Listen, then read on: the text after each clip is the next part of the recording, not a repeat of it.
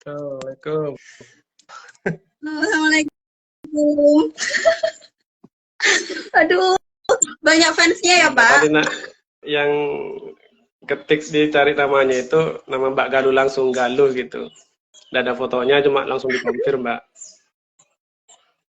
Gimana Mbak kabarnya? Oke. Mbak Galuh? Alhamdulillah.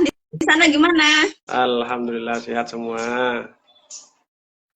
Iya, BTW makasih ya, Dea, udah ngeluangin waktu nih pas weekend hari-hari keluarga nih. Makanya tadi agak terlambat Mbak. Masih temenin anak-anak. Aman. Iya. Aman. Iya, ya. Dek, jadi kan agenda ini memang agenda sharing biasa ya, agenda ngobrol biasa sih, Mbak. Emang pengen silaturahim aja. Udah lama ya kita ada ketemu. Nanti kalau ada pertanyaan-pertanyaan yang udah pengen dijawab, ya di skip aja ya. Itu udah bisa dijawab gitu ya. Atau udah pengen dijawab kayak gitu. Saya kalau terlalu privasi gitu ya. Biasanya kalau sharing-sharing itu yang muda ke yang senior biasanya. Ini kalau yang senior ke yang muda takut jadinya Mbak. Siapa yang senior?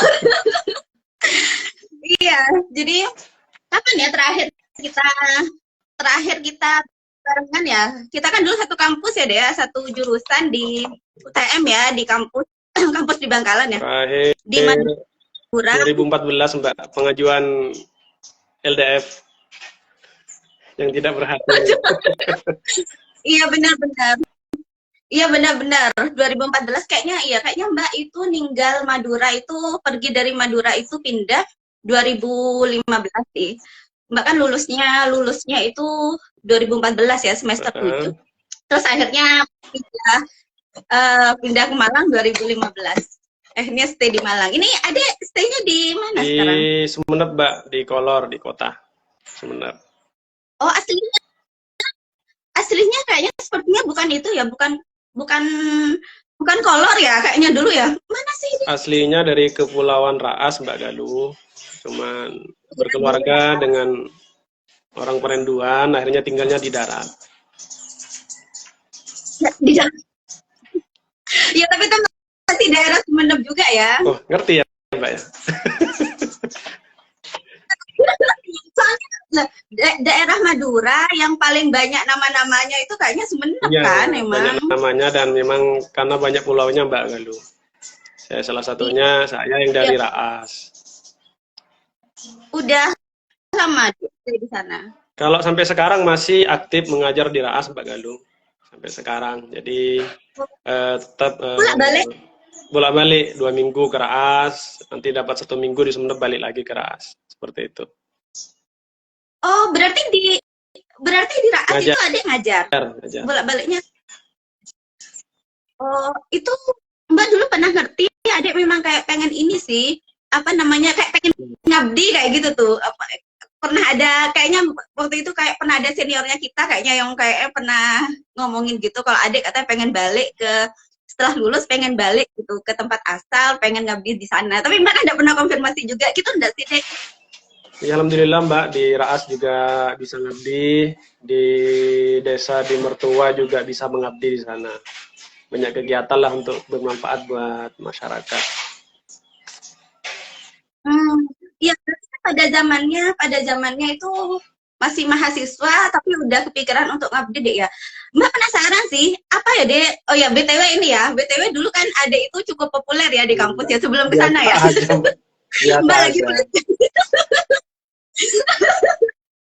ya pernah jadi beberapa kali jadi ketum ya di LDK, terus kemudian di ini ya di mana tuh yang tingkat nasionalnya deh ya. Ya, ininya ya. Presiden mahasiswa TIP nasional Mbak.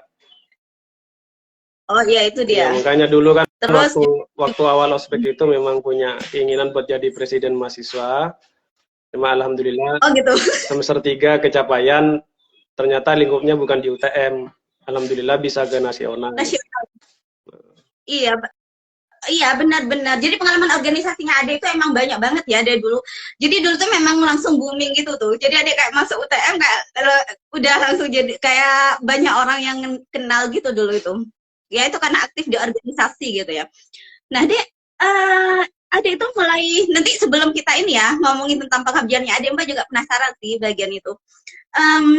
Jadi Ade itu memang suka berorganisasi memang dari dulu ya? Atau baru pas di kampus? Kalau organisasi memang sejak ini Mbak, sejak di SMA memang sudah ikut semua unit kegiatan di siswa, kemudian ke kampus ya terus sesuai dengan keinginan Mbak, banyak cari pengalaman karena nanti akan bermanfaat ketika sudah lulus Mbak. Jadi Oh, berarti perspektifnya Adek tentang pengalaman itu memang udah bagus ya dari dulu. Maksudnya Mbak udah tahu pentingnya iya, tentang Mbak. pengalaman tuh memang udah lama ya, udah mulai dari SMA. Jauh-jauh dari kepulauan Mbak, belajar 6 jam nyebrang. Jadi kalau cuma kuliah sekedar kupu-kupu kuliah pulang, ya pada akhirnya nanti kebingungan Mbak kalau sudah tidak punya pengalaman ketika lulus. Akhirnya kan pada akhirnya ketergantungan kepada orang lain Mbak. Oh iya, berarti memang pentingnya banyak pengalaman itu, makin banyak pengalaman kita makin tidak bergantung sama orang lain kayak gitu deh ya. Minimal setiap ada permasalahan bisa mengatasinya Mbak gitu. Ade mulai punya pemahaman kayak gitu mulai kapan? Kalau SMA sudah lumayan, tapi sejak awal masuk kuliah ketemu dengan salah satu dosen itu, dosen manajemen Pak Muji. Jadi ketika awal kuliah beliau menanyakan, Mas, apa yang sudah kamu dapatkan selama kuliah 1 semester? Ya saya jawabnya Mbak, teman, terus ini loh.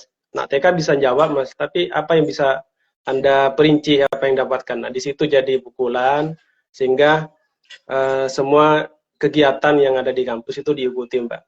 Minimal punya nanti cerita ke anak-anak kita nanti untuk diceritakan pengalaman waktu di kuliah.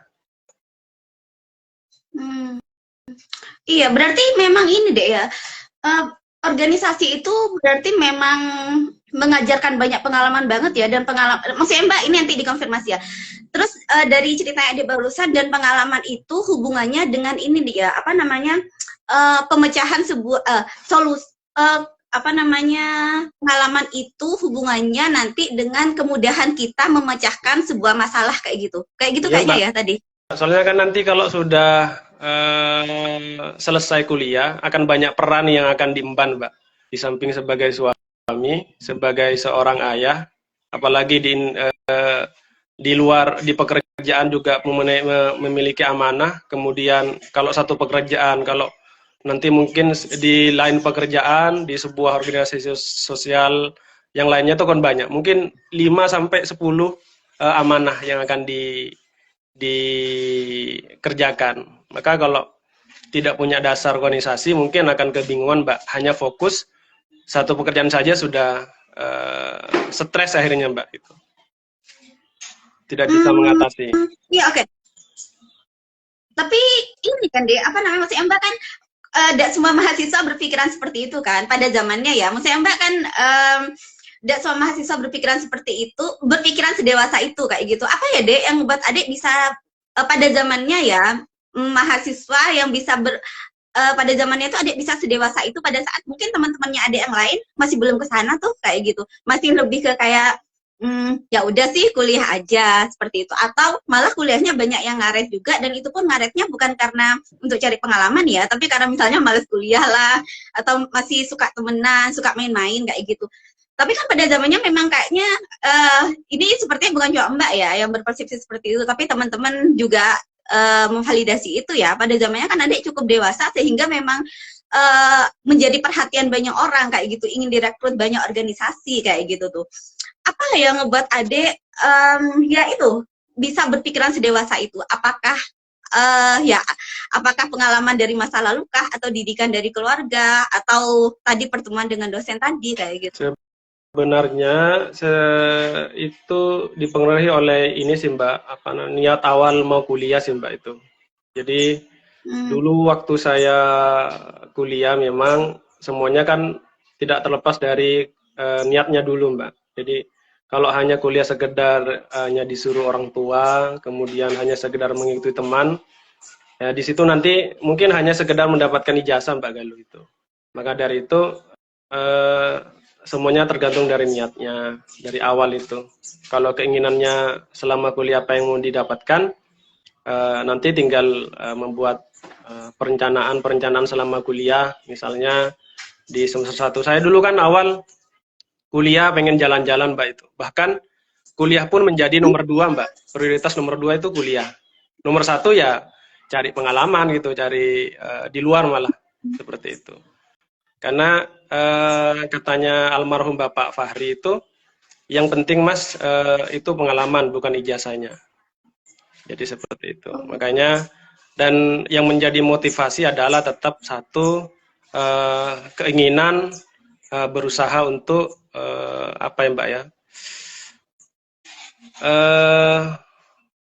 Ketergantungan dari orang tua Mbak. Makanya dulu waktu awal kuliah saya sampaikan kepada orang tua, jangan sampai untuk mengirim atau memberikan dana serupiah pun, karena bisa nyari sendiri. Makanya sejak awal kuliah dari semester 1 ngamen, terus jualan ini itu ya luar ya seperti itulah kehidupannya. Makanya ketika semester 3 ke atas banyak adik-adik ataupun teman-teman yang merasa oh ini kok bisa seperti itu, karena di awalnya bukan senang tapi susah memang Mbak.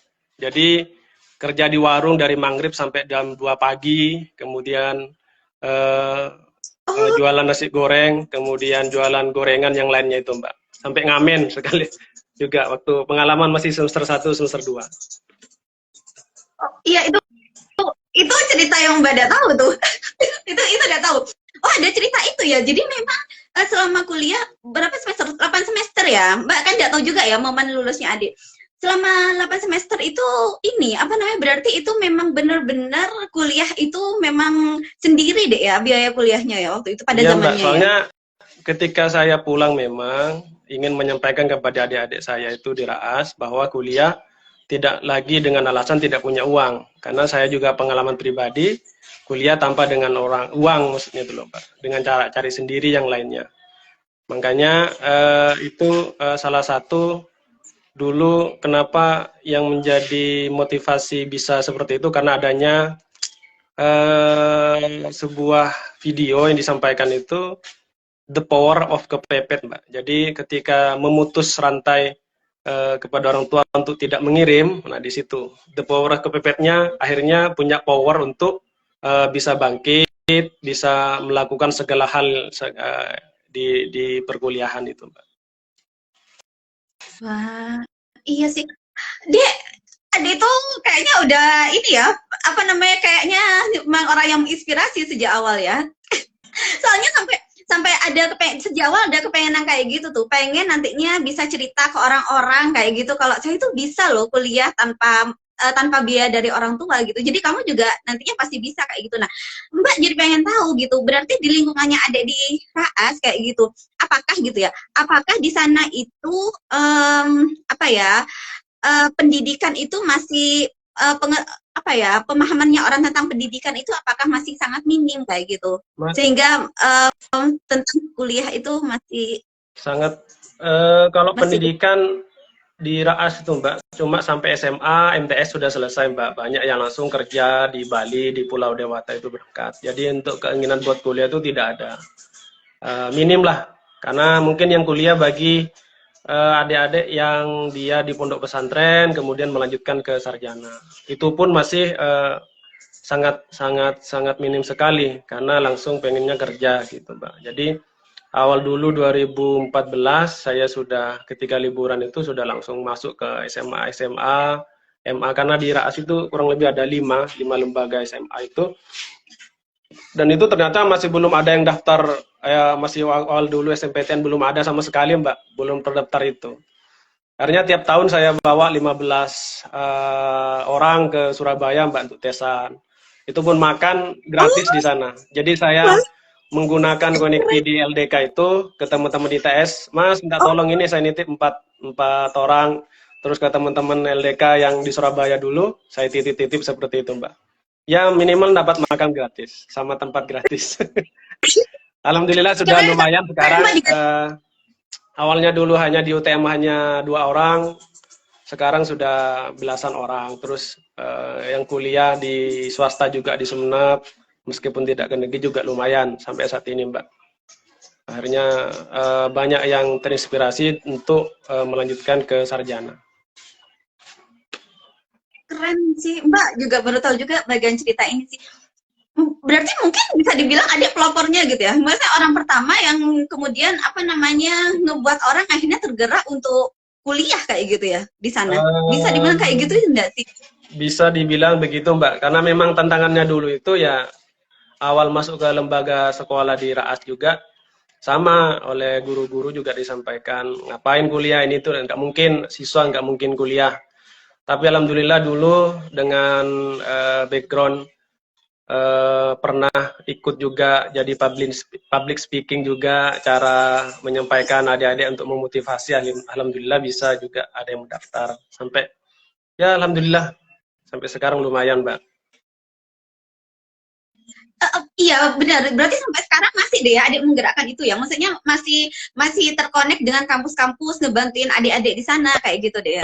Untuk sekarang hanya sebagai pembina Mbak menyampaikan ini karena sudah banyak adik-adik mahasiswa yang sudah lulus, sudah senior itu untuk yang turun langsung. Cuma bedanya ya itu Mbak, kalau mahasiswa yang sekarang itu karena banyak ini apa namanya masih hanya sekedar kuliah, akhirnya ketika pulang sampai kepada lembaga itu mereka malah menyampaikan ada cemoohan, tidak dihargai katanya, karena memang kurangnya pengalaman Mbak Galuh.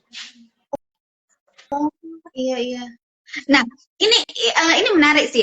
Jadi adik itu sebenarnya tumbuh di lingkungan yang pemahaman pendidikannya menurut versinya Mbak mungkin masih kurang ya, karena memang tadi katanya cuma sampai SMA atau MTS kayak gitu ya.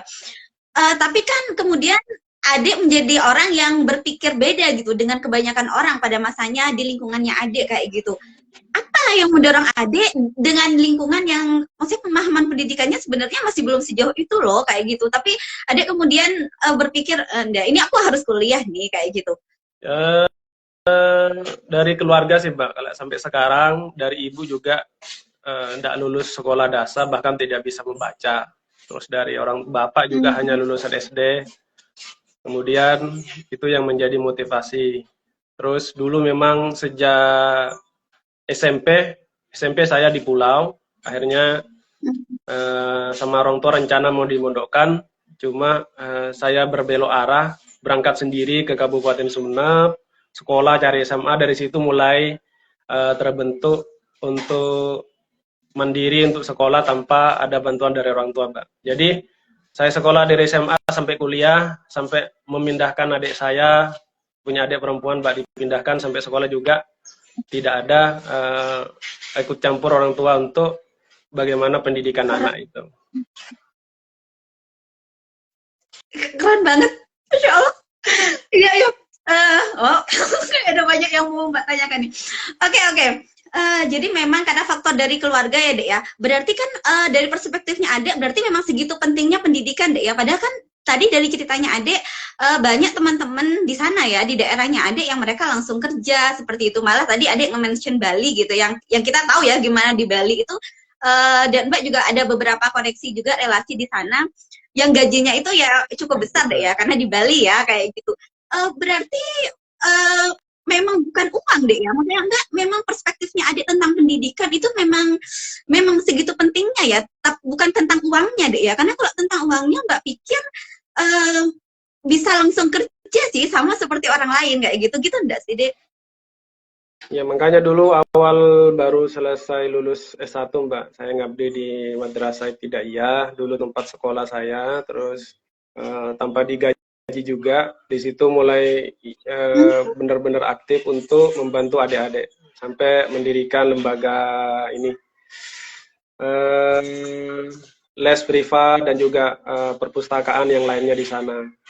Kemudian yang mendorong kenapa kok tidak semuanya dengan uang, alhamdulillah Mbak, semuanya saya lakukan untuk memang membantu adik-adik. Tapi alhamdulillah dengan sendirinya kebutuhan pribadi juga sampai sekarang ya lebih dari cukup Mbak itu. Iya itu keren sih.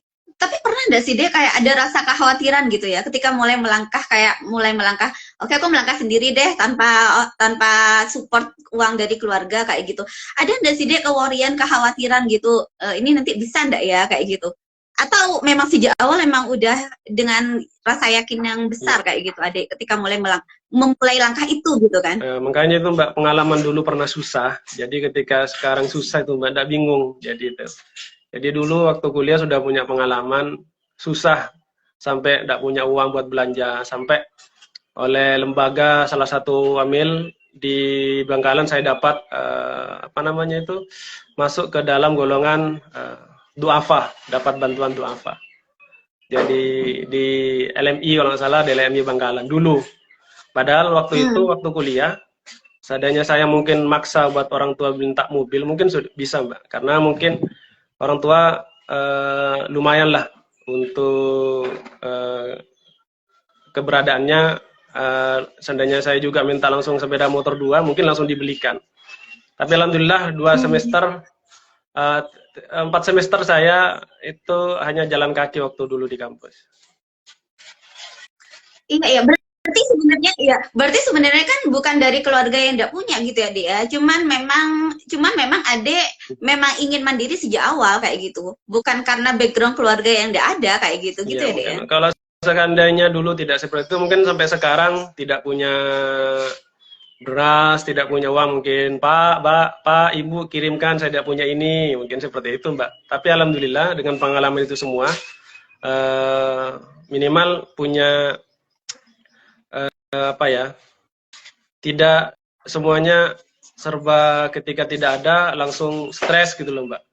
Semuanya pasti ada gitu, seperti itu, karena sudah memang sebelumnya pengalaman di sana.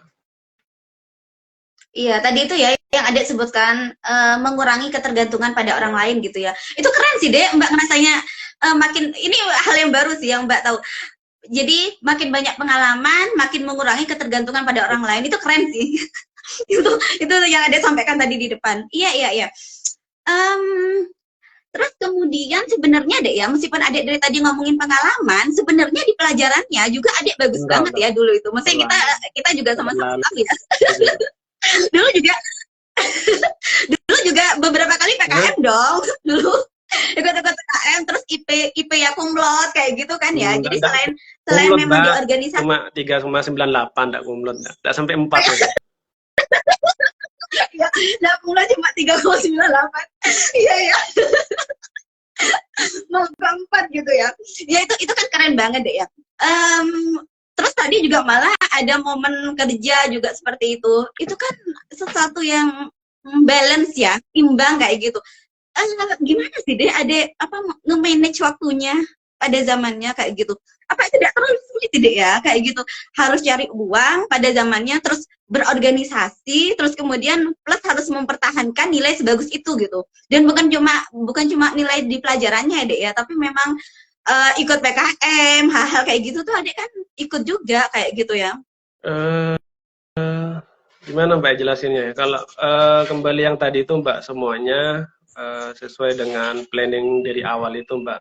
Jadi berkaitan dengan nilai, misalnya di awal nilai IP misalnya target misalnya 4, kita dapat sekian, oh berarti ada yang salah nih, metode belajarnya ada yang salah, jadi diperbaiki. Jadi ada perencanaan, terus dievaluasi, nanti pasti ada perbaikan yang lebih baik Mbak itu. Terkait dengan semuanya sebenarnya tergantung manajemennya sih Mbak. Kalau nilai itu dengan organisasi, malah dulu organisasi mungkin agak lumayan sih. Jadi di LDK, di Penalaran, di Al-Miftah juga ikut membantu di mana, di UKM Prodi TIP juga, terus di Foragreen, kemudian di LDSF juga ya. Dari semua itu ya semuanya tergantung dari manajemennya. Kalau dikelola dengan baik, insya Allah lancar. Makanya kayak PKM, Mbak. Dulu PKM saya itu beberapa kali tidak dapat memang.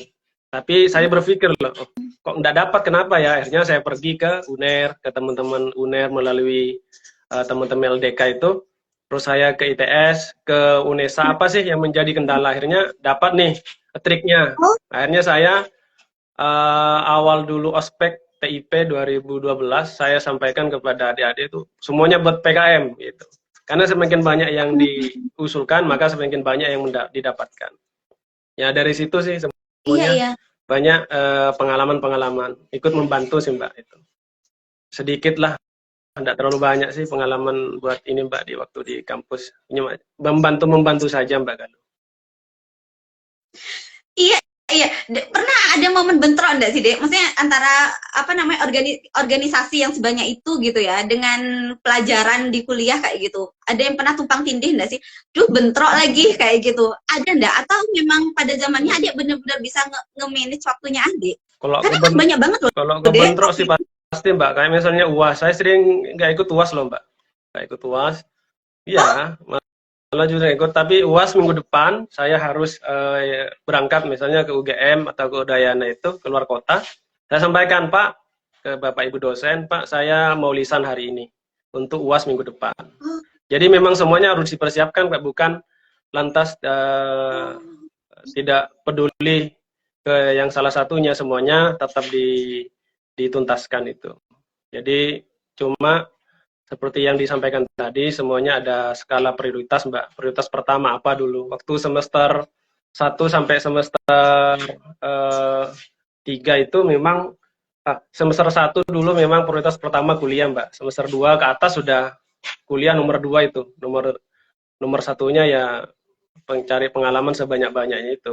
Ya alhamdulillah semuanya bisa membantulah, baik di organisasi di internal kampus, di prodi juga banyak membantu Mbak.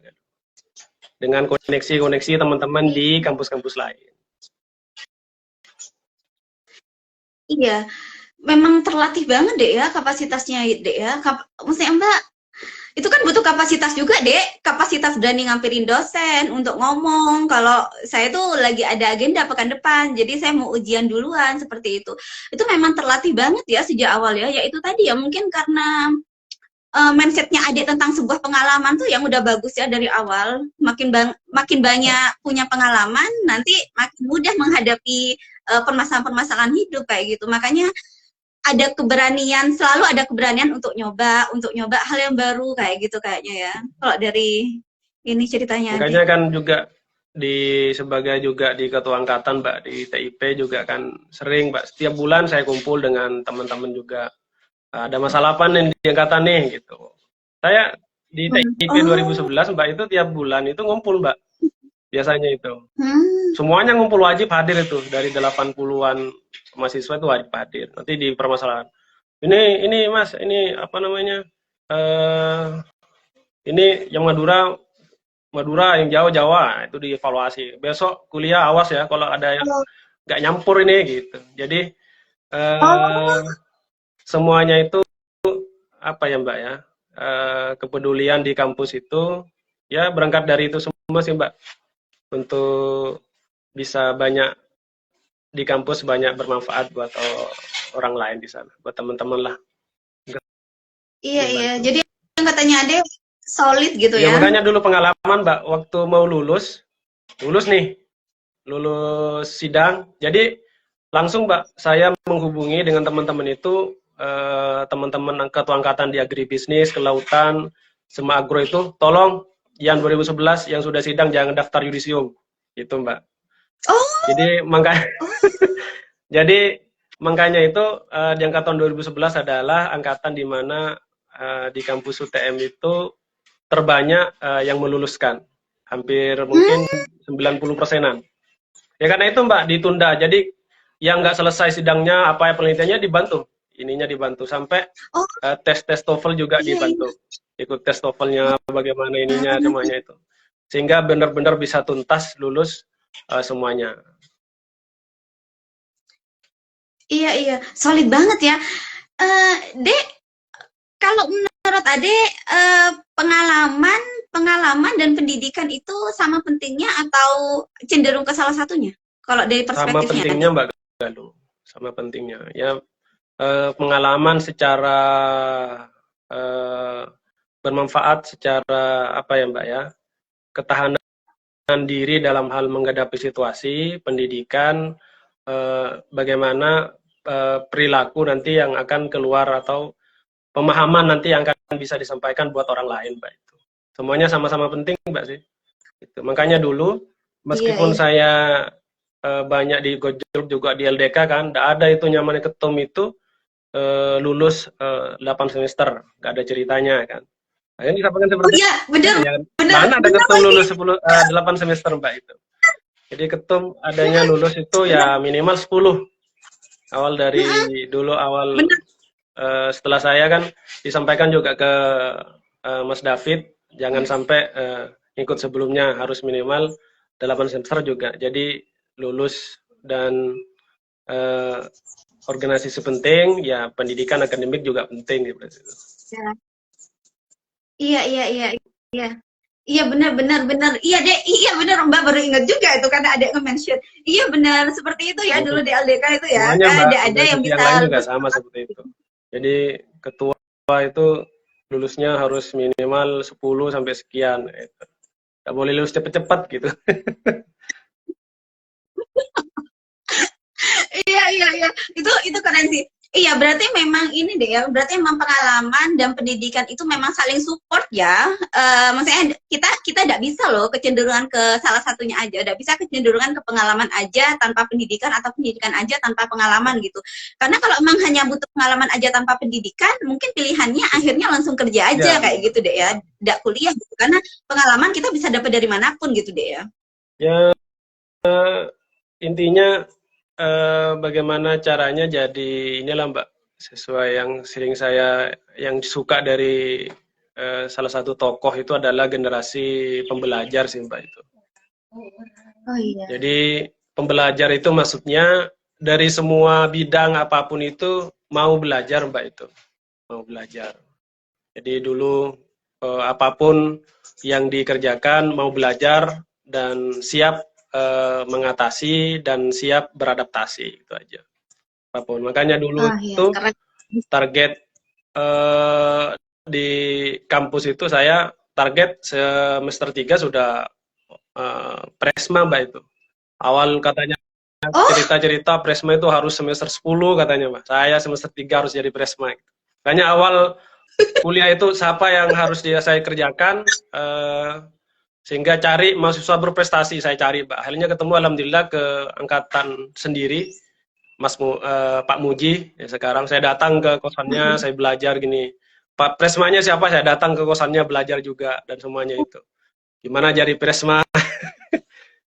Makanya iya iya iya. dulu waktu yang ingat itu Mbak di Universitas Brawijaya dari belasan universitas baik dari UGM, dari Udayana itu, dari Lambung Mangkurat Kalimantan itu pemilihan presiden mahasiswa itu luar biasa pertempurannya Mbak, baik dari visi dan misinya itu, dan pada akhirnya tidak tahu kenapa malah yang paling mudah semester 3 dari UTM dipilih.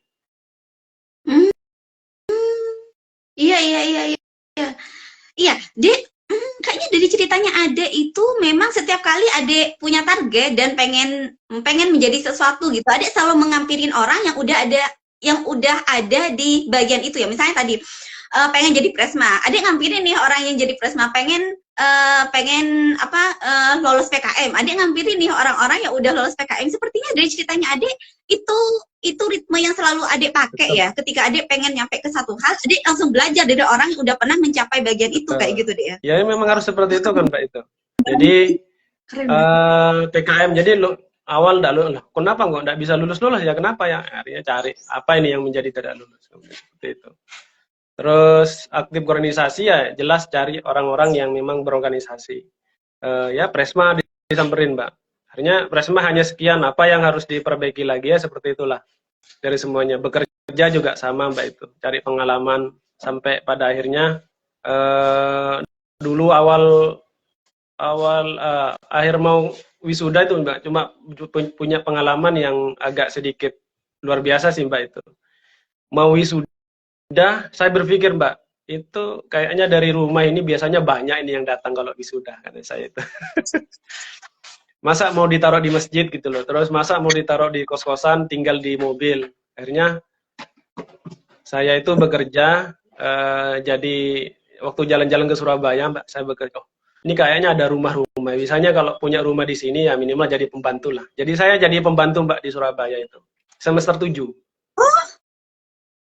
Jadi semester 7 merawat seorang kakek, dia lumpuh, stroke. Jadi saya mandikan 2 kali sehari, saya ngasih makan seperti itu. Ya pada akhirnya yang saya inginkan nanti ketika wisuda itu keluarga saya itu ya alhamdulillah Mbak sampai 3 hari di Surabaya tinggal di sana. Saya dipesrakan satu rumah penuh. Jadi bisa jalan-jalan, cuma ya meskipun agak kaget juga tinggalnya di Surabaya, wisudanya di Bangkalan gitu. Ya, tapi itu mengagumkan sih. Iya, keren, itu keren banget sih ya perjalanannya memang. Ini deh ya juga apa namanya, Mbak tadi terpikir ndak gengsian gitu deh ya, ndak gengsi gitu ya, maksudnya Mbak apalagi tadi kan dari latar belakang dari latar belakang keluarga yang memang ada gitu ya secara materi kayak gitu ya. Tapi di perjalanannya Adek kan untuk kerja, ngamen dan lain sebagainya kayak gitu, sampai tadi juga katanya merawat kakek kayak gitu. Itu semua Adek kerjakan gitu ya dengan background keluarga yang memang secara materi ada kayak gitu ya. Dan itu kan nggak semua orang deh ya punya kayak gitu. Mbak sebenarnya penasaran gitu dia, itu kan mental banget deh ya. Adik dapat mental kayak gitu tuh apa memang dari pengasuhan keluarga deh ya? Maksudnya Mbak misalnya tentang bagian yang nggak gengsian kayak gitu deh untuk ngelakuin hal-hal seperti itu, dan banyak banget deh ya value-value yang tadi Adik sampaikan gitu ya, kapasitas keberaniannya Adik, kemandirian dan mindset lainnya kayak gitu. Itu apa memang Adik dapat dari keluarga ya? Mbak penasaran sih sama ini bagian dari apa keluarga mendidik Adik kayak gitu tuh. Kalau dari keluarga sih tidak terlalu Mbak, cuma memang keluarga kan memang latar pendidikan yang rendah. Cuma saya memang sejak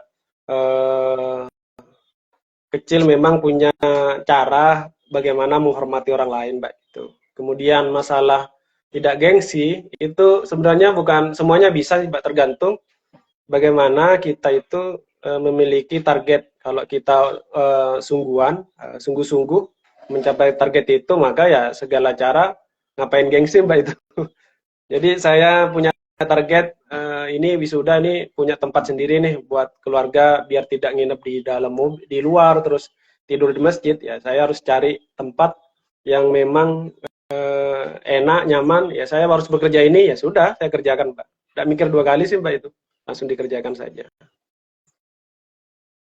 Ya sampai kadang orang tua juga kaget, makanya dulu itu semester 4 itu bapak dan ibu itu, ibu saya itu Mbak, mencoba untuk nengok bagaimana anak ini sekolahnya, kuliahnya itu. Ya sampai sana ternyata ibu sampai nangis itu loh Mbak. Nangis tiba-tiba karena kok anak saya melarat gitu. Melarat seperti ini. Oh, iya. Tinggal di kos-kosan yang 1 tahun 250.000, tidak ada atapnya langsung genteng, langsung halamannya langsung sawah gitu. Meskipun jarang ditempatin sih Mbak, lebih banyak tinggal di kampus kan Mbak. Terus kemudian jadi pada saat itu tuh ibu itu wah sampai marah-marah, akhirnya minta ke bapak harus ini bawakan langsung dibelikan sepeda motor. Ya kalau saudara orang tua yang maksa gitu ya enggak bisa nolak saya sudah. Jadi makanya dulu banyak nanya ini itu banyak pengalaman, bukan semuanya itu langsung jadi. Semuanya butuh proses. Jadi yang sini saya pegang itu Mbak, katanya Mbak Bung Romai Rama itu, susah-susah dahulu ya senang-senang kemudian. Iya benar. Iya keren banget sih Dek. Nah Dek, dengan pengalaman sebanyak itu gitu ya, dengan pengalaman sebanyak itu dengan pengalaman sebanyak itu baik dari segi pendidikannya kayak gitu, pengalaman organisasinya kayak gitu ya, sebenarnya pilihan untuk tidak balik ke tempat asal itu sangat besar dong kayak gitu. Tapi pilihannya adik tetap kembali. Maksudnya Mbak, peluang ini memang Mbak lagi ngomongin materi ya. Peluang yang berhubungan dengan materi ketika adik punya lebih banyak peluang tuh ketika adik balik gitu. Apakah adik merasakan kayak gitu? Apakah adik ngerasa kayak gitu juga? Karena Mbak ngerasa kayak gitu, tapi pilihannya adik adalah kembali. Sebenarnya sudah mungkin 5 kali sih Mbak, sampai saya benar-benar dipaksa sama Bapak Fuad buat dibiayai kuliah S2 Mbak. Tapi ya itu, siap mengajar di UTM. Ya karena dulu memang kuliah itu kan saya awal kuliah tuh Mbak, saya ke UGM, saya ke IPB Bogor, ada ilmu di sana, saya sampaikan ke jurusan ini Pak, ada perbaikan ini Pak, oh ya diperbaiki semua. Jadi banyak hal sih Mbak, banyak bermanfaat. Pilihan itu yang memang agak berat Mbak dulu, antara melanjutkan S2 itu yang dibiayai oleh kampus, atau saya harus pulang ini buat adik-adik saya di Raas itu. Ya sampai sekarang sebenarnya masih terus dianu sama Bapak Ibu dosen. Ayo gitu. Ya Bu, mungkin ini tahun ini. Iya ya. Jadi apa tuh yang ngebuat akhirnya ada banyak peluang di depan, ada banyak pilihan yang menggiurkan, tapi pilihannya tetap kembali, tetap mengabdi gitu ya pilihannya. Ya, makanya kemarin tahun kemarin kan sempat diminta untuk jadi pemateri Mbak di pertemuan alumni UTM. Mbak Galuh nggak ikut? Enggak, Mbak udah ada pernah ke kampus, udah ada di dunianya Mbak tuh kampus, tapi Mbak lagi pengen silaturahim ke sana, nanti deh kita chat WA ya, siapa tahu Mbak bisa terhubung lagi dengan adik-adik di kampus lewat adik. Jadi ada keperluan di situ semua dosen, semua alumni juga, bahkan yang sudah doktor di luar negeri itu ikut di dalamnya juga, Mbak. Ada luar biasa itu. Waktu habis corona kemarin saya diminta sama Pak Dekan dan juga Ketua Prodi buat jadi pemateri Mbak itu. Ditemu alumni. Ya pertanyaannya sama seperti itu, cuma saya lebih banyak ke ini sih Mbak. Akhirnya motivasinya itu kenapa kok belum melanjutkan ke jenjang yang lebih tinggi itu, lebih ke bermanfaatan sih Mbak itu. Banyak bermanfaat buat orang lain. Iya. Jadi saya di alhamdulillah Mbak sampai saat ini dari segi pendidikan dan juga sosial juga banyak lumayan membantu orang-orang di luar, sehingga pada dampaknya juga sama saya pribadi juga alhamdulillah banyak dibantu, punya rumah sendiri, punya kendaraan, terus yang lainnya lah, tanpa harus apa sih Mbak, bersusah payah ini itu semuanya. Kalau kita banyak membantu orang lain, insya Allah akan dipermudah sih, seperti itu. Kayaknya adalah waktu pertemuan alumni itu juga ada salah satu alumni, Mas Woyatul Amin, ingat Mbak, yang pintar dulu Mbak, angkatannya siapa itu? Oh iya Mas, saya sampai saat ini belum pernah pulang malah ke kampung gitu.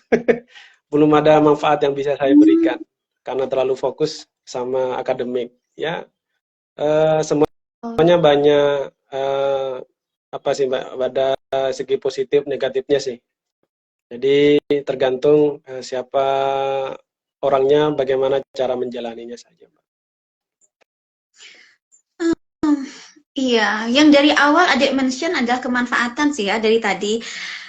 Segitu, maksudnya Mbak mindset tentang kebermanfaatan untuk orang lain itu juga ini banget ya adek ya dari dulu ya. Emang udah terbangun dan kayaknya makin hari juga makin besar dalam perjalanannya. Makanya selalu sepertinya ya dalam perjalanannya adek ya, sepertinya akhirnya kebermanfaatan itu yang dijadikan orientasi kayak gitu. Dan apakah gitu ya? Apakah adek merasa bahwa orang-orang yang membutuhin kemanfaatan dari adek itu memang lebih banyak di tempatnya adek gitu dibanding di luar itu gitu. Maksudnya Mbak misalnya di kampus atau di luar kampus kayak gitu tuh. Maksudnya Mbak misalkan di luar daerah Maduranya seperti itu. Makanya pilihannya memang akhirnya adalah kembali kayak gitu. Karena dia tadi yang dimention kemanfaatan kayak gitu. Apakah dia memang ngerasa di tempatnya adek memang lebih butuh adek kayak gitu dibanding orang-orang di luar sana kayak gitu?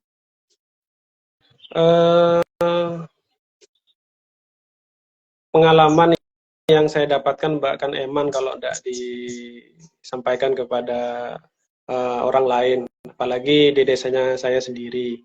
Kemudian Oh, iya.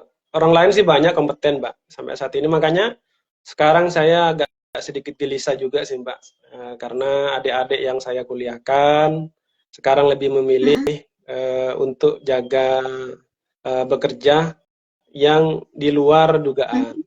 Misalnya dia sarjana pendidikan tapi rela bekerja untuk jadi berbisnis, jaga Oh. toko yang lainnya, Hmm. toko sembako yang lainnya tuh banyak sekarang. Jadi siapa lagi kalau bukan kita yang memang benar-benar peduli dalam dunia pendidikan dan juga perkembangan adik-adik yang saat ini itu banyak tantangan luar biasa. Apalagi di Raas, Mbak. Kalau di Madura mungkin Iya. lebih modern di Raas, Mbak sih. Karena kalau di Sumeneb saja itu dunia pergaulan bebasnya biasa kan, Mbak. Kalau di Raas itu Hmm. sudah internasional kan, Mbak. Karena hampir separuh itu kan ada di Bali. Jadi Oh. pergaulannya adik-adik itu ya tantangannya luar biasa. Jadi kalau memang bukan orang-orang Oh. yang memang benar-benar serius, bukan karena faktor eh, apa sih, Mbak? Kan banyak kalau tidak ada ruangnya saya tidak mau bantu gitu kan. Ya banyak yang masih berpikir seperti itu. Iya. Jadi kalau bukan kita Benar-benar. yang seperti ini yang ikhlas untuk membantu, ya siapa lagi gitu loh, Mbak. Iya, benar sih, Dek. Itu keren banget sih, Dek. Rasa peduli ya, rasa peduli dengan tempat asal kayak gitu. Dan itu tidak semua orang Iya. punya kayak gitu tuh. Ya, makanya Iya, iya itu keren. sampai rekan-rekan seangkatan sampai ada kan ngapain masih ada di pulau, dapat apa di sana gitu kan. Terus kok dapat apa ya di pulau semuanya. Saya sampaikan sampai saat ini saya cukup, tidak ada yang kekurangan seperti itu. Saya jawab seperti itu. Justru kalian-kalian ketika corona malah bingung akhirnya kembali lagi kepada orang tua kan.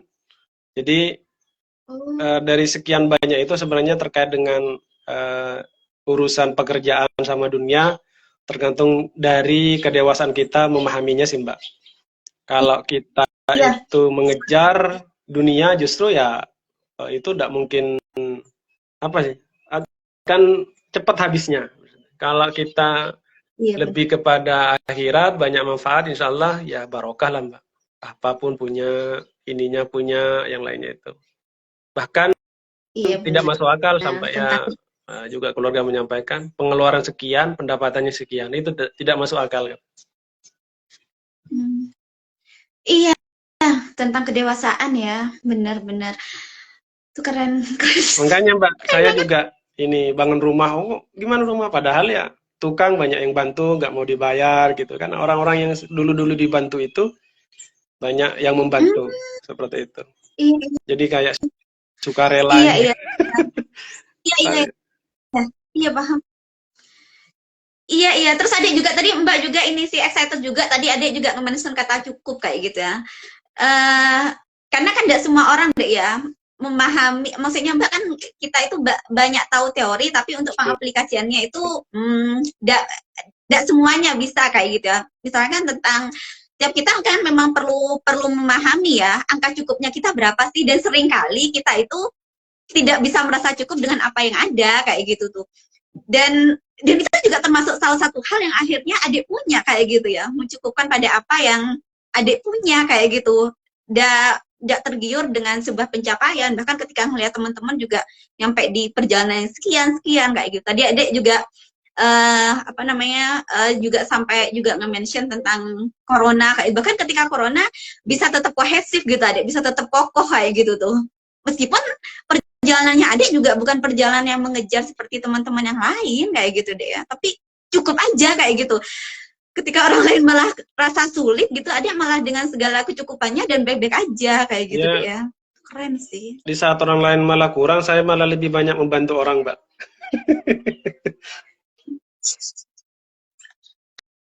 Iya ya, karena juga sering kali kita itu ngerasa kurang juga bukan karena benar-benar kurang sih ya. Iya. Sering kali kayak gitu. Kemarin waktu corona itu, Mbak, kan orang lain itu banyak kekurangan karena banyak nggak bekerja. Saya malah punya ngasih uang buat adik-adik 41 anak yatim di Perenduan, Mbak. Tiap bulan saya kasih uang. selama hampir 4 tahun Mbak berjalan. Selama corona itu Mbak. Jadi tiap orang saya kasih 130-an kali 41 orang. Meskipun bukan saya sendiri yang ngasih, tapi bagaimana berusaha buat manfaat orang lain, sehingga orang lain untuk membantu apa niat kita untuk membantu orang lain itu. Jadi 41 anak yatim di Desa Perenduan saya bantu, setiap bulan kasih uang saku. Di saat orang lain lagi kekurangan, saya malah ngasih uang.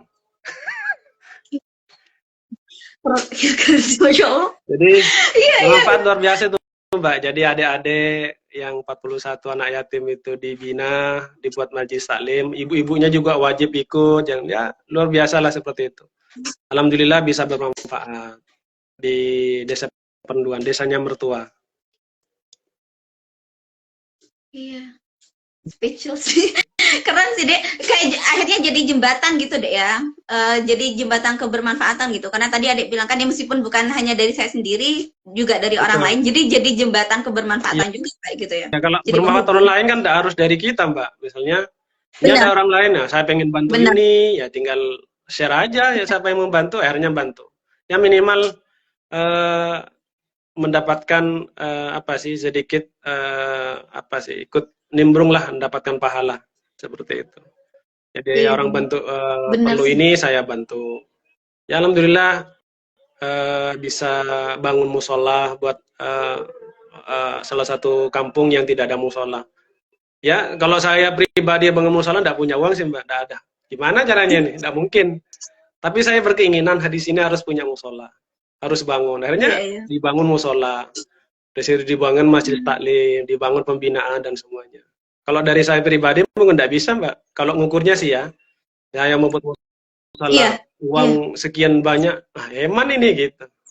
Rasanya kurang gitu loh Mbak. Makanya dengan niat yang baik buat orang lain, alhamdulillah dipertemukan dengan orang-orang baik juga bisa terlaksana bantu bangun salah satu rumah ibadah di Desa Perenduan. Sampai sekarang Mbak digunakan dengan baik untuk sholat berjamaah.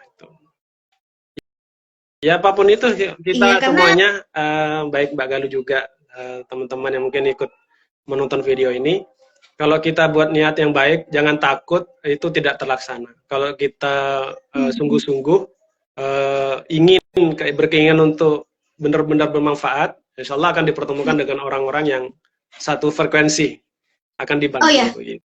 Benar. Jangan takut tidak itu terlaksana. Iya benar. Iya. Itu dia ya. Tentang niat ya. Tadi tuh masalah niat juga berkali-kali Adik mention ya. Tentang niat ya. Kita akan dipertemukan dengan orang-orang satu frekuensi ya, satu value gitu. Bener. Nah Dek, dalam perjalanan panjangnya Adik tuh ya tadi ya, Adik ngerasa perjalanan mana tuh Dek yang Adik ngerasa paling sulit, atau ada enggak sih perjalanan yang memang kayak ngerasa Adik ini kok sulit banget ya, kayaknya bakalan enggak, kayaknya bisa enggak ya aku ngelewatin bagian ini, ada enggak sih Dek perjalanan kayak gitu? Sulit. Semuanya sih sulit sih Mbak. Semuanya sulit. Tidak ada yang mudah sih semuanya. Cuma kalau kita perencanaannya sudah bagus, kemudian juga di-manage dengan baik, apapun itu, pada akhirnya kan kita harus punya kesimpulan, kita ambil hikmahnya. Apa sih yang sulit berarti? Tidak ada yang sulit kan Pak? Kalau kita buat perencanaan ini mungkin agak bilang ini sulit ini, tapi bisa kita jalani ini. Gitu. Dan pada akhirnya meskipun tidak sesuai ya kita ambil hikmahnya. Selesai kan Pak itu? Oh iya. Iya benar. Ngapain dibuat susah gitu? Iya. Berarti memang sebenarnya tidak semua perencanaan kita harus sesuai dengan apa yang kita rencanakan kayak gitu ya. Kalau memang tidak bisa sesuai rencana kita ya, tinggal kita ambil pelajarannya aja, hikmah tadi ya, hikmah pelajaran insight gitu ya. Nanti kita rencanakan lagi, kita coba lagi, itu keren banget sih Dek.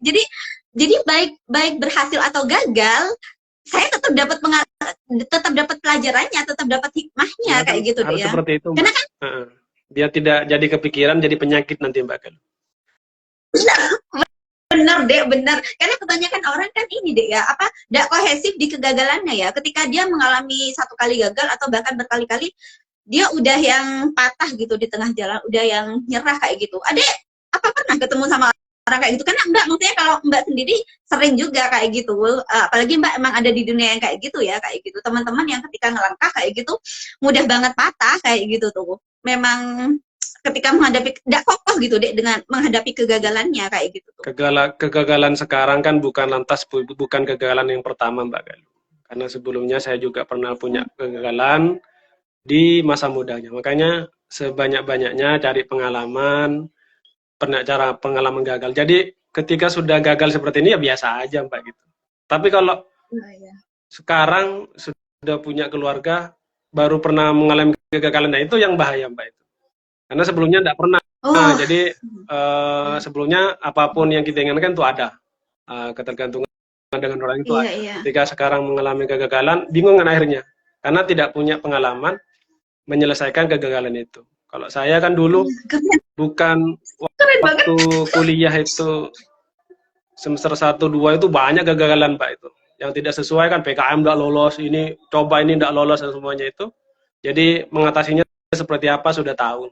Akhirnya pada semester 7 puncaknya itu saya kan menyampaikan setuju semester 6, 7 Mbak. Saya malah menyampaikan ke beberapa dosen, Pak, ada nggak Pak mahasiswa yang rapot merah itu? Pak, Bapak Ibu yang rapot merah, saya cari. Sebenarnya ada nih, ada adik-adik yang rapot merah Mbak. Maksudnya yang nggak mau kuliah, siap DO gitu. Ketika saya cari, saya kumpulkan lah, ketemulah kurang lebih hampir 23 mahasiswa itu. Saya kumpulkan, saya bimbing, pada akhirnya mereka yang benci dengan dosen, benci dengan kuliah, ya hampir sebagian ada yang sampai melanjutkan S2. Karena mereka yang mengalami kegagalan, tidak punya solusi, ya saya berikan solusinya. Jadi pengalaman dulu waktu kuliah itu Mbak, jadi mahasiswa TIP yang sudah patah semangat. Akhirnya saya kumpulkan, saya bawa ke daerah Bangkalan, ke daerah Belega itu, disampaikan ke sana bahwa ada mahasiswa paling berprestasi di UTM, bahkan ini sangat-sangat luar biasa. Saya sampaikan kepada masyarakat. Nah, padahal mahasiswa itu adalah mahasiswa yang calon gagal sebenarnya. Dan pada akhirnya saya datangkan adik-adik itu mahasiswa, saya bawa ke sana, akhirnya mereka merasa menjadi orang yang paling beruntung karena paling diharapkan oleh masyarakat, karena masyarakat sangat berharap menyelesaikan permasalahan di desa. Akhirnya buat keputusan, buat cari permasalahan di desa, akhirnya terbentuklah salah satu unit ini, komunitas bina desa. Kemudian saya komunikasi dengan teman-teman di IPB buat dapat dana dari kementerian. Saya komunikasikan dengan dekan sampai ya rapat dengan dekan. Jadi teman adik-adik yang sebelumnya patah semangat dan merasa sudah gagal kuliah, akhirnya ya bisa bangkit kembali, lulus tuntas sampai selesai di sarjana itu. Jadi ini buat teman-teman juga semuanya, mungkin juga semoga menjadi evaluasi juga buat saya, ketika memang sudah merasakan dan sudah mencapai sesuatu yang apa ya Mbak ya, misalnya saya sudah dapat keluar dari masalah ini, apa yang bisa diambil, nah itu segera disampaikan kepada orang lain untuk bermanfaat kepada orang lain, jangan disimpan sendiri loh Mbak. Jadi seperti itu. Iya, benar-benar. Tiap kali kita dapat insight, dapat pelajaran, dapat suatu hikmah, sharingkan ke orang meskipun hanya sedikit kayak gitu deh ya. Iya tuh keren sih. Dan ini juga ya, tadi dari sharingnya Ade, berarti gagal itu jadi sesuatu yang ya kita harus gagal gitu, biar kita ada kaget gitu. Memang harus gagal dan terbiasa untuk gagal gitu. Jadi ketika nanti misalnya tadi udah ada di bagian perjalanan berumah tangga kayak gitu ya, itu tuh sudah ada kaget ketika ada sebuah masalah, ada kegagalan-kegagalan di sana kayak gitu. Yang bahaya katanya Adik kalau memulai rumah tangga kemudian baru gagal untuk pertama kalinya, kayak ada permasalahan dan gagal, itu yang bahaya karena tidak terbiasa dengan gagal gitu deh ya. Makanya ya ingat dulu ya yang disampaikan sama Bu Umi Purwandari, Mbak, Profesor Umi. Ingat, Mbak, sama Bu Umi, Mbak? Iya, ingat banget. Kalau dalam penelitian tuh, Mas, yang penting itu bukan hasilnya, Mas, tapi adalah prosesnya dan kesimpulannya seperti apa. Itu yang dibutuhkan. Kalau sampean prosesnya, metodenya ini ternyata gagal, saya nggak butuh itu. Kenapa kok bisa gagal, itu yang saya butuhkan. Gitu. Kan seperti itu. Iya. Keren sih. Oke, terakhir deh. Seru banget. Makasih ya. Terakhir deh. Tadi juga sebenarnya udah ngasih banyak pesan-pesan, tapi Mbak pengen ini sih spesifik ke tentang gagal. Terakhir pesan-pesan buat teman-teman yang karena baru kemarin juga sih ya, Mbak juga ngobrol baru beberapa Jumat kemarin sih Mbak ngobrol sama Mbak Aan. Ini inget Mbak Aan ya. Ngobrol dengan Mbak Aan dan teman-teman yang lain juga itu ada salah satu saudaranya gitu yang apa namanya ya tidak cukup kokoh gitu dengan gagalnya kayak gitu. Jadi kayak misalkan sesimpel tentang PNS gitu. Kemarin itu sempat cerita tidak mau gitu ya daftar PNS dan Mbak nanya apa alasannya karena gagal terus gitu katanya. Jadi maksudnya saudaranya ya, bukan Mbak Aan ya, saudaranya Mbak Aan. Karena dia katanya saudaranya ngerasa gagal terus, akhirnya sudah tidak pengen gitu di PNS. Jadi Mbak waktu itu menyimpulkan, oh, tidak kohesif di gagalnya ya An, kayak gitu. Dan Mbak sebenarnya banyak deh mendapati teman-teman kayak gitu juga, kayak gitu. Ketika gagal mereka banyak yang patah dan tidak meneruskan apa yang sudah dimulai kayak gitu. Pesan-pesan nih Dek terakhir ya buat teman-teman yang sering menghadapi kegagalan atau memulai perjalanannya kayak gitu, tentang pesan-pesan buat mereka tuh tentang kegagalan. Kegagalan Mbak ya. Kalau kegagalan itu pasti ada sih Mbak. Kalau kegagalan dalam kehidupan ini pasti ada. Cuma yang paling penting adalah bagaimana kita itu belajar sih Mbak itu. Jadi saya juga sama, saya beberapa kali ikut tes P3K juga gagal, enggak dapat. Cuma ya terus dipelajari. Ternyata pada kesimpulannya nanti ketika kita terus evaluasi nanti ada ketahuan, oh gagalnya nih kenapa dan karena apa, seperti itu. Kemudian bagi yang mereka yang sekarang seperti yang disampaikan Mbak Galuh tadi, yang sudah mentok itu, berarti dia tidak sungguh-sungguh berarti Mbak. Makanya kalau kita sungguh-sungguh untuk mencapai sesuatu, misalnya menjadi ASN, ya terus dicoba seperti itu. Dan bukan terus dicoba itu lantas cuma hanya sekedar dicoba terus, tapi ada perbaikan. Jadi kayak sebelumnya Mbak, saya ikut beberapa kali belajar mandiri tidak bisa. Kenapa ya? Tidak lolos. Nah ternyata rata-rata yang lolos itu yang ikut bimbel gitu, seperti itu. Ketika ikut bimbel itu, di dalamnya saya baru tahu Mbak. Jadi di bimbel ini benar-benar sangat bermanfaat dan semacam orang-orang yang ikut bimbel hampir semuanya itu banyak yang lolos. Karena di dalamnya itu sudah tersedia dengan luar biasa, tipsnya itu sudah langsung. Daripada kita belajar, saya sudah nyoba sendiri sih Mbak, belajar sendiri, mandiri seperti ini, beli bukunya, ya tetap saja itu kesulitan. Karena pengalaman orang-orang yang lolos itu tidak punya saya. Tapi kalau di bimbel itu, orang-orang yang kami jawabnya, terus ini seperti ini, biasanya yang keluar ya dari soal-soal seperti ini. Nah, jadi oh ini berarti untuk bisa mencapai salah satunya cara untuk mencapai keinginan yang kita inginkan. Nah, ketika memang itu masih gagal ya cari lagi seperti itu Mbak. Apa masih yang kurang gitu. Jadi buat teman-teman yang mungkin menonton video ini juga bagi mereka yang mungkin merasa sudah mentok gagal, jangan patah semangat, tetap berusaha untuk yakinkan diri bahwa semuanya pasti ada jalan keluarnya. Seperti itu. Yang penting dievaluasi aja. Apa yang kurang terus diperbaiki. Apa yang kurang diperbaiki. Seperti itu. Pasti pada akhirnya akan tercapai sih. Keren. Makasih ya, Mbak Adi, ini banyak diingatkan tentang pelajaran-pelajaran hidup.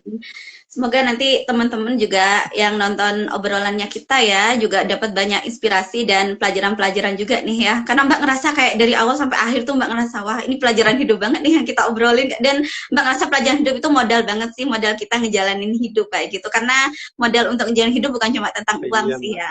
Ada banyak hal yang tadi ada. Banyak hal. Makanya banyak ambil peran sih Mbak, buat tadi adik yang baru ini, yang masih calon jadi mau melanjutkan kuliah, sama yang sudah kuliah ya banyak ambil peran lah mulai sekarang. Jangan cuma ambil satu peran jadi mahasiswa, ambil peran jadi apapun lah di kampus. Karena pada saatnya nanti ketika sudah lulus kuliah akan banyak peran yang akan diemban. Jadi ya, benar. Luar biasa banyak peran. Makanya kalau di kampus sudah banyak ambil peran, ketika lulus banyak peran itu akan mudah untuk mengatasinya sih. Bisa keluar, bisa terus memaksimalkan diri di banyak peran ketika sudah lulus nanti. Iya. Yang tadi itu ya, tentang pengalaman dan pendidikan. Pentingnya pengalaman. Ya oke, makasih banyak ya Dek. Mbak tuh biasanya ngobrol-ngobrol cuma 1 jam loh. Ini mau 1 jam loh. Oke, makasih obrolannya Dek ya. Semoga bermanfaat lah Mbak. Ya insya Allah manfaat. Ini Mbak aja ngerasa dapat banyak manfaat nih. Semoga ini ya yang lagi direncanain ke depannya, yang lagi dikerjakan sekarang, semoga Allah lapangkan dan mudahkan ya buat adik dan keluarga. Salam buat keluarga Mbak Galuh. Oke, makasih Dek. Berarti Mbak Galuh posisi di Malang, Mbak Galuh. Oh iya, Mbak di Malang. Di Malangnya di mana, Mbak? Kenapa di Malangnya di mana? Oh, di Malangnya di kampus belakang kampus Unmuh 3 di daerah Perumahan IKIP Tegal Gondong. Jadi dosen berarti sekarang Mbak Galuh ya? Dong. Mbak masih ada di dunia. Enggak, Mbak masih ada di dunianya Mbak, dunia ini dunia jualan. Karena excitednya di sana. Jualan dan dakwah berarti Mbak.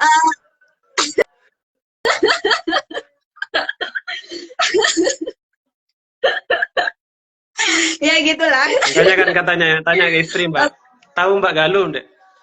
Tahu namanya, terkenal Mas di kampus, tapi enggak tahu orangnya katanya. Oh iya. Mbak memang tidak terkenal adik. Soalnya ya pergerakannya kalau Mbak Galuh kan senyap Pak, pergerakan senyap itu. Apanya? Mbak itu ya tidak ngapa-ngapain kok. Oke, yaudah next time ya kita ngobrol-ngobrol lagi insya Allah ya. Semoga ada kesempatan lagi. Oke, makasih ya. Assalamualaikum warahmatullahi wabarakatuh.